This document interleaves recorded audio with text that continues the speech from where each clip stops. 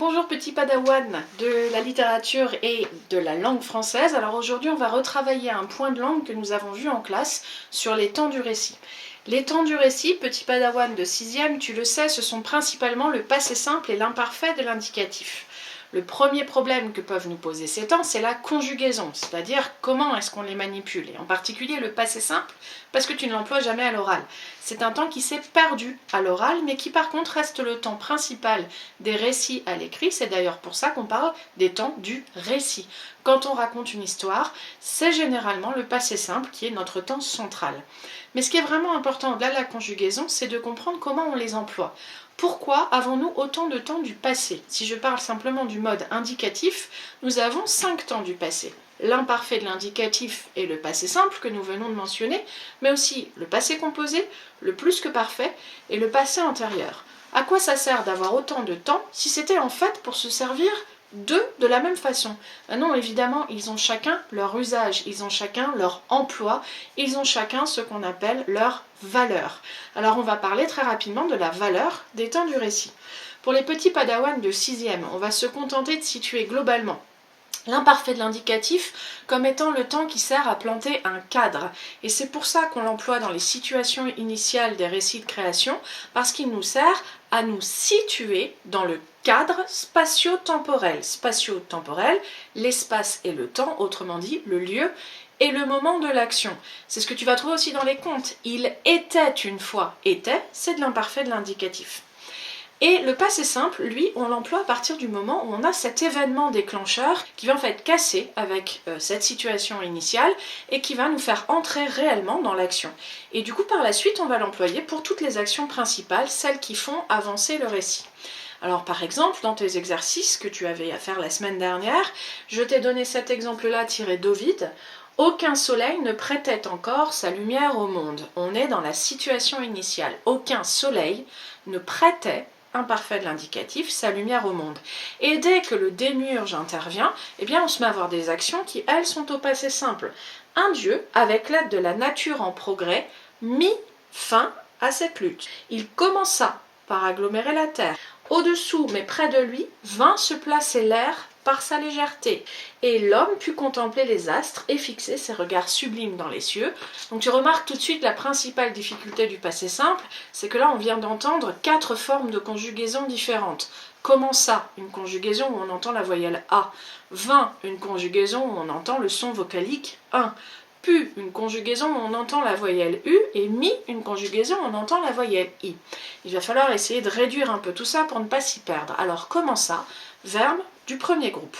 Au premier groupe, c'est la voyelle A qui se décline et qui parfois se transforme en est.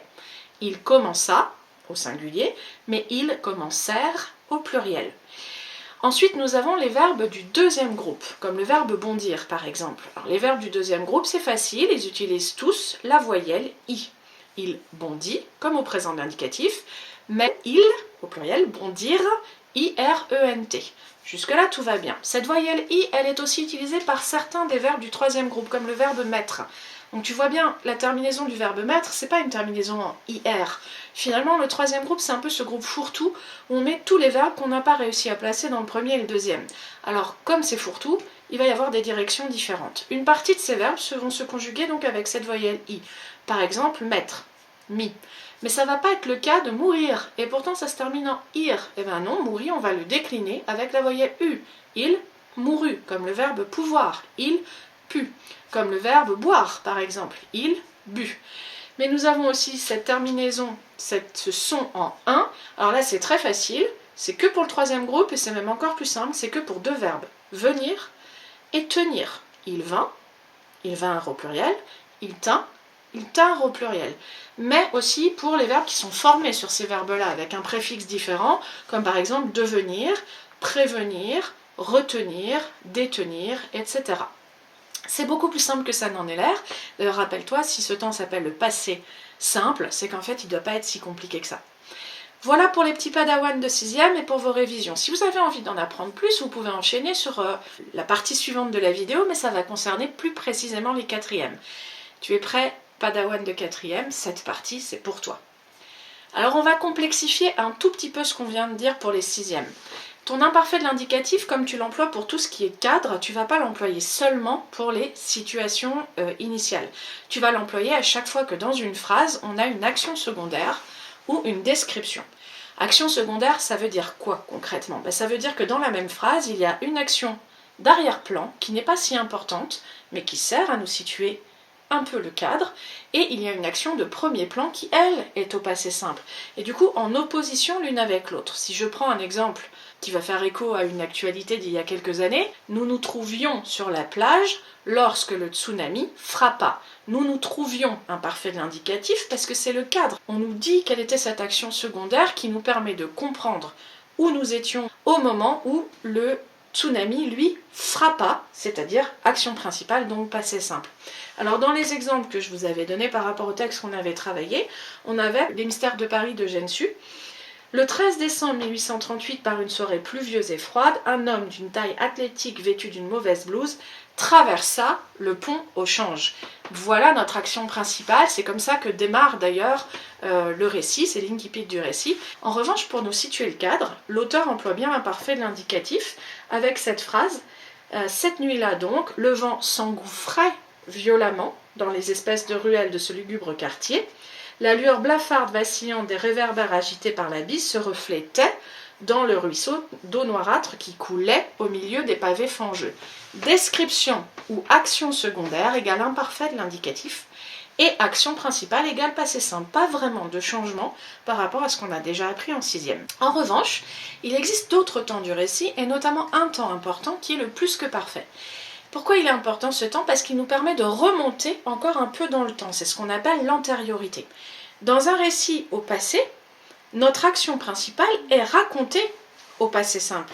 Ce qui veut dire que si quelque chose s'est passé avant cette action, il me faut un autre temps du passé pour aller chercher en fait plus loin, plus avant dans le temps. Et ce temps-là, le temps complémentaire, c'est le plus que parfait. C'est relativement facile de s'en souvenir parce que au plus que parfait, qui est un temps composé avec un auxiliaire et un participe passé, eh bien l'auxiliaire est à l'imparfait de l'indicatif. Il avait mangé ce matin-là, des cornflakes, peu importe. Avait mangé, avait mon auxiliaire avoir, est bien conjugué à l'imparfait de l'indicatif.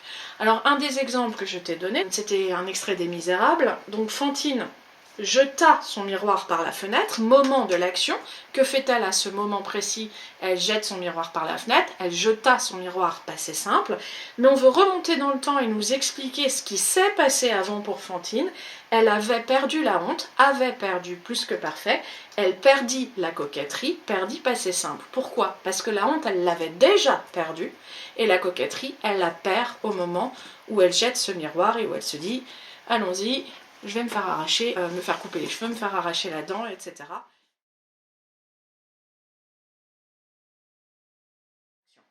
Voilà les 3 temps du récit importants. Mais dès qu'on touche au plus que parfait, comme d'ailleurs avec le passé composé, on se retrouve confronté à un problème d'orthographe, qui est l'accord du participe passé. Alors cet accord du participe passé, c'est l'un des points compliqués de l'orthographe française. Il va falloir se rappeler, pour commencer, d'une chose très simple dans la phrase. Si on sait déjà qui est concerné par ce participe passé, eh ben on va l'accorder avec ce qui. Je prends un exemple. Avec le verbe être. Elle était frappée d'impuissance, par exemple. Elle était frappée. J'arrive à frapper. Je m'arrête à frapper. Est-ce que je sais déjà qui est frappé d'impuissance? Oui, j'ai l'auxiliaire être, donc je sais que c'est le sujet elle qui est frappé d'impuissance. Je vais donc accorder elle était frappée, frappée, et eux, puisque c'est une femme le sujet. Jusque-là, tout va bien. Elle avait frappé son frère. Elle avait frappé. Est-ce que je sais qui est frappé à ce stade? Non, je ne sais pas, puisque l'auxiliaire c'est avoir. C'est pas elle qui est frappée, c'est elle qui fait l'action de frapper. Mais de frapper qui? J'attends le COD pour savoir. Comme je ne sais pas qui est concerné par cette action, eh bien du coup je n'accorde pas. Elle avait frappé et son frère, mais elle avait frappé ses frères, eh bien ce serait frappé et aussi. Je ne mets pas de S. Je n'accorde ni avec le sujet, ni avec le COD. En revanche, quand le COD est placé devant, par exemple, elle les avait frappés, et on sait que les, ce sont ses frères. Elle les avait frappés, j'arrive à frapper. Est-ce que je sais qui a été frappé? Oui, les. Est-ce que je sais de qui il s'agit? Je le sais parce qu'on en a parlé avant, ce sont ses frères.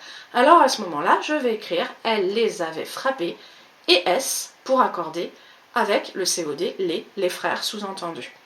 C'est pas si compliqué que ça en a l'air tant qu'on en reste là, et pour l'instant, cher Padawan de 4e, c'est là que tu t'arrêtes.